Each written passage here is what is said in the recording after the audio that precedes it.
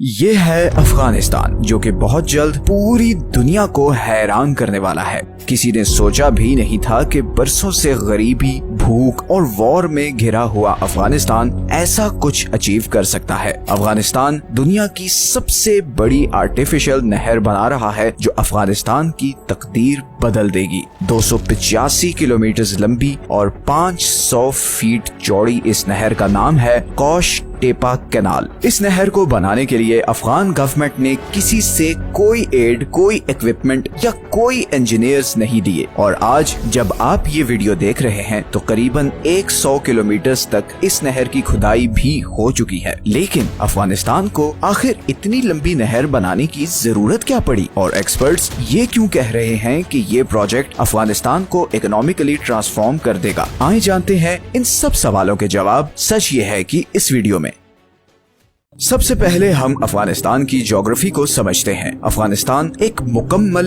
Land locked country है, मतलब उसके किसी हिस्से के साथ कोई समुंदर नहीं लगता। अफगानिस्तान के ईस्ट में पाकिस्तान है, वेस्टर्न साइड पर ईरान है, नॉर्दर्न साइड पर तुर्कमेनिस्तान, उज्बेकिस्तान और ताजिकिस्तान है, जबकि नॉर्थ ईस्ट में अफगानिस्तान एक छोटा सा बॉर्डर चाइना के साथ भी शेयर करता है। तो अफगानिस्तान मुकम्मल तौर पर दूसरे कंट्रीज में घिरा हुआ है। अफगानिस्तान की 80% वाटर सप्लाई इधर हिंदू कश के बर्फ से ढके पहाड़ों से आती है। अफगानिस्तान में 4 बड़े दरिया हैं जिनसे अफगानिस्तान को पानी मिलता है। अफगानिस्तान की 40% वाटर सप्लाई हेलमंद रिवर से आती है, जो हिंदू कश से शुरू होता है और पूरे अफगानिस्तान को क्रॉस करते हुए फिर ईरान अफगानिस्तान बॉर्डर पर ब्रांच आउट हो जाता है। ये दरिया आजकल ईरान और अफगानिस्तान में एक पॉलिटिकल टेंशन का कॉज बना हुआ है, बिकॉज अफगानिस्तान इस रिवर पर यहाँ पर एक डैम बना रहा है और ईरान के अकॉर्डिंग इस डैम से हमून के सारे एरिया पर बहुत बुरा असर पड़ेगा। फिर दूसरे नंबर पर आता है अमू दरिया, जिसे इंग्लिश में द ऑक्सस रिवर भी कहते हैं। रिवर ऑक्सस सेंट्रल एशिया का सबसे लंबा दरिया है। ये नॉर्दर्न पाकिस्तान और सेंट्रल एशिया के बीच पामियर माउंटेन रेंज से शुरू होता है और फिर अफगानिस्तान ताजिकिस्तान बॉर्डर से गुजरता हुआ तुर्कमेनिस्तान में एंटर होता है और फिर उज्बेकिस्तान को क्रॉस करते हुए एरल सी में जाकर गिरता है। यही वो रिवर है जिसपे कौश टेपा कैनाल बनाई जा रही है, जिसे हम अभी आगे जाके वीडियो में डिस्कस करेंगे। इसके अलावा फिर अफगानिस्तान की बाकी वाटर सप्लाई काबुल, हरीरुद और पंज रिवर से आती है। अफगानिस्तान दुनिया के उन चंद कंट्रीज में से है जिसका 70% एरिया पहाड़ों से कवर्ड है। अफगानिस्तान के सदर्न रीजन में ईरान और पाकिस्तान बॉर्डर के साथ रेगिस्तान है, तो बेसिकली कंधार से नीचे ये सारा एरिया डेजर्ट है।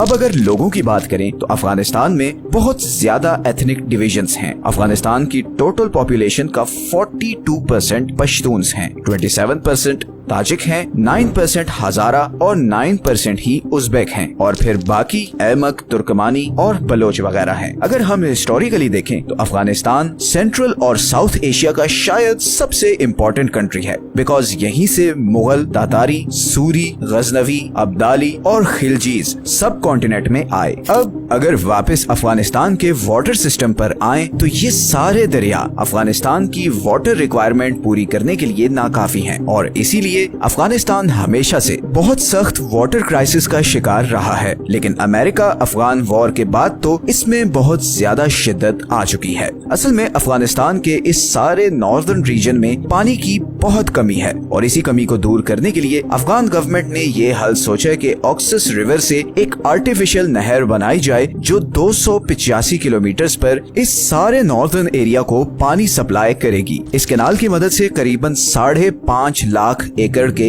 इस खुश रेगिस्तान को लश ग्रीन खेतों में बदला जाएगा। पानी आने के बाद यहाँ पर गेहूं और दूसरे कई अनाज उगाए जाएंगे, बल्कि अफगान गवर्नमेंट तो ये एक्सपेक्ट कर रही है कि 2028 तक अफगानिस्तान यहाँ पर उगाई गई 50% वीट दूसरे कंट्रीज को एक्सपोर्ट कर रहा होगा। ये प्रोजेक्ट मार्च 2022 में शुरू हुआ। इसकी इनिशियल कंप्लीशन डेट तो 2028 थी, मगर जिस स्पीड से इस पर काम हो रहा है, एक्सपर्ट्स के मुताबिक 2025 में ही ये कैनाल कंप्लीट हो जाएगी। ये प्रोजेक्ट इतनी जबरदस्त प्लानिंग के साथ किया जा रहा है कि बड़े बड़े वेस्टर्न इंजीनियर्स और एक्सपर्ट्स हैरान रह गए हैं। इस प्रोजेक्ट को 3 फेजेस में डिवाइड किया गया है। पहले और दूसरे फेज में इस सारे रूट पर खुदाई की जाएगी और अभी तक 100 किलोमीटर के एरिया पर खुदाई कंप्लीट हो चुकी है। ये खुदाई करने के लिए 200 लोकल कॉन्ट्रैक्टर्स को हायर किया गया है और करीबन 7000 हॉल ट्रक्स एंड एक्सकेवेटर्स से काम लिया जा रहा है और ये सारा प्रोसेस जबरदस्त तरीके से मैनेज हो रहा है। ट्रक्स और एक्सकेवेटर्स लाइन में खड़े होते हैं। एक्सकेवेटर मिट्टी उठाकर ट्रक में डालता है। सुपरवाइज करने वाला इंजीनियर जब ओके करता है तो ट्रक ये मिट्टी लेकर नहर के किनारों पर डाल देते हैं। इस तरह इस नहर की कंक्रीट बाउंड्री बनाने की जरूरत भी नहीं पड़ती और एक नेचुरल बाउंड्री बन जाती है। ऐसी बाउंड्री जिसपे कोई एडिशनल खर्चा भी नहीं होता। इस नहर को कंक्रीट स्लैब से फिल ना करने का सबसे बड़ा फायदा ये हुआ है कि दोनों साइड्स की जमीन पर भी इरिगेशन हो सकेगी और ऑलरेडी अफगान गवर्नमेंट ने इस नहर के बॉर्डर्स पर सब्जियां और पौधे लगाना शुरू कर दिए हैं। ये खुदाई कंप्लीट होने के बाद यहाँ पर से वाटर पंप्स के जरिए करीबन 5 किलोमीटर के डिस्टेंस पर सारे खेतों तक पानी पहुँचाया जाएगा। एक और कमाल चीज ये की गई है कि इन खेतों में ट्यूब वेल्स के ऊपर सोलर पैनल्स लगाए गए हैं ताकि इन ट्यूब वेल्स और मोटर्स को चलाने के लिए बिजली की भी जरूरत ही ना पड़े। इस प्रोजेक्ट को लेकर काफी मीडिया प्रोपेगेंडा भी किया गया था। जैसे कि कई वेस्टर्न एक्सपर्ट्स ने कहा था कि अफगान इंजीनियर्स इतने कॉम्पिटेंट नहीं कि वो इस प्रोजेक्ट को एग्जीक्यूट कर सकें। इसी तरह ऐसी रिपोर्ट्स भी आई कि कॉन्ट्रैक्टर्स को टाइम पे पैसे नहीं दिए जा रहे, मगर हकीकत इससे बहुत डिफरेंट है। सब लोकल्स इस प्रोजेक्ट से बहुत खुश हैं। सबसे पहले तो हजारों लोगों के लिए जॉब्स क्रिएट हुई हैं। दूसरा, हमने जब इस पे थोड़ा डीप रिसर्च किया तो ये चीज भी सामने आई कि कॉन्ट्रैक्टर्स को अगर टाइम पे पैसा ना मिलता तो ये प्रोजेक्ट इतनी स्पीड से आगे बढ़ता ही नहीं। इसके अलावा जौजजान, बल्ख और फरियाब प्रोविंस में रहने वाले भी बहुत ज्यादा खुश हैं क्योंकि अब उनके एरिया में पानी आएगा जिसके बाद वो खेती बाड़ी कर सकेंगे, खाना उगा सकेंगे और पैसा कमा सकेंगे। इस प्रोजेक्ट पे अभी तक सिर्फ एक प्रॉब्लम आई है और वो है तुर्कमेनिस्तान और उज्बेकिस्तान का इस रिवर पर क्लेम। इन दोनों कंट्रीज ने इस प्रोजेक्ट पर बहुत से क्वेश्चंस उठाए हैं कि कैसे ये नहर इन दोनों कंट्रीज में इस दरिया से आने वाली वाटर सप्लाई को 50% तक कम कर देगी। अफगान गवर्नमेंट और इन दोनों कंट्रीज में इस इशू पर बातचीत चल रही है। तालिबान इन दोनों कंट्रीज को कन्विंस कर रहे हैं कि अलमाती एग्रीमेंट ऑफ 1992 के अकॉर्डिंग अमू दरिया पर अफगानिस्तान का भी राइट है और अगर तुर्कमेनिस्तान अपने फायदे के लिए इस रिवर पर कराकुम कैनाल बना सकता है तो अफगानिस्तान क्यों नहीं। कराकुम कैनाल दुनिया की सबसे बड़ी नहर है और इसे तुर्कमेनिस्तान ने 1988 में बनाया ताकि ऑक्सस रिवर से पानी लेकर कराकुम डेजर्ट में इरिगेशन की जा सके। इस कैनाल की वजह से तुर्कमेनिस्तान ने इस पूरे रेगिस्तान को सरसब्ज खेतों में तब्दील कर दिया और ऐसा ही कुछ अफगानिस्तान भी करना चाहता है। अब यहाँ पर एक और इंटरेस्टिंग चीज ये भी है कि उज्बेकिस्तान और तुर्कमेनिस्तान अफगानिस्तान के लिए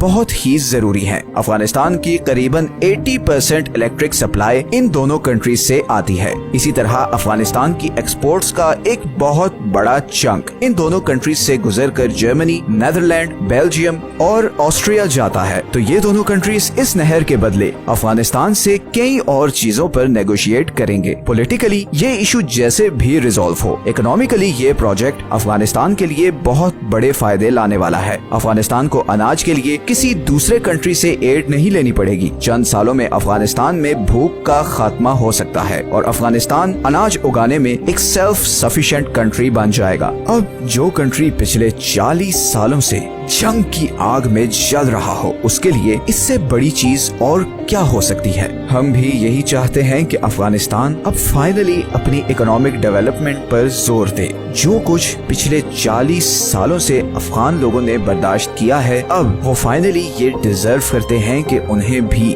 थोड़ा सुख मिले। ये है वो सारे सोर्सेज जहां से हमने इस वीडियो के लिए कंसल्ट किया है। आपसे रिक्वेस्ट है कि इस चैनल को सब्सक्राइब जरूर कर लें ताकि आपको हर नई आने वाली वीडियोस के नोटिफिकेशंस मिलते रहें। नीचे कमेंट्स में अपनी ओपिनियन जरूर शेयर करें। मिलते हैं नेक्स्ट वीडियो में एक और इंटरेस्टिंग टॉपिक के साथ। अल्लाह हाफिज।